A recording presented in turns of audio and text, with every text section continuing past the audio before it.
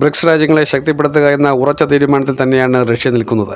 Russia ആഗ്രഹിക്കുന്ന കാര്യങ്ങൾ അത് ഏറ്റവും പ്രധാനമായി ഇപ്പോൾ ഇറാന്റെ പിന്തുണയോടെ നടത്താൻ പറ്റുന്നു എന്നതിലാണ് പുടിൻ്റെ വിജയ സാമർഥ്യം.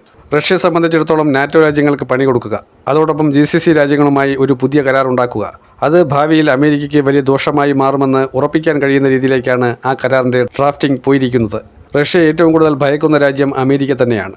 കാരണം അമേരിക്ക സോവിയറ്റ് യൂണിയനെ തകർത്ത് നാശോന്മുഖമാക്കിയെന്ന് ഉറച്ചിരിക്കുമ്പോഴും റഷ്യ തിരികെ ആ സോവിയറ്റ് യൂണിയൻ്റെ ശക്തിയും പ്രൗഢിയും പ്രതാപവും വീണ്ടെടുക്കാൻ വേണ്ടിയുള്ള ശ്രമം പുടിൻ്റെ ഭാഗത്തു നിന്നും വരുന്നുണ്ട്. ട്രംപ് ഭരണത്തിലിരുന്ന ഒരു കാലത്തും റഷ്യ മറ്റ് രാജ്യങ്ങളെ അറ്റാക്ക് ചെയ്തിട്ടില്ല എന്നൊക്കെ പറഞ്ഞുകൊണ്ടാണ് ഡൊണാൾഡ് ട്രംപ് വീരവാദം മുഴക്കുന്നത്.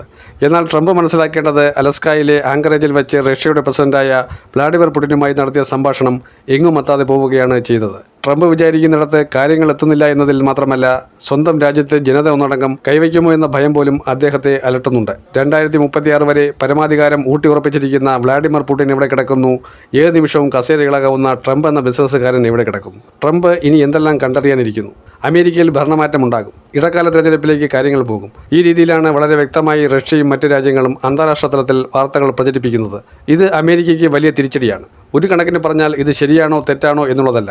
ട്രംപിൻ്റെ സ്ഥാനമാനങ്ങൾ നഷ്ടപ്പെടുകയും അമേരിക്കയിൽ റെജീം ചേഞ്ച് ഉണ്ടാവുകയും ചെയ്താൽ അത് വലിയ നാണക്കേടാണ്.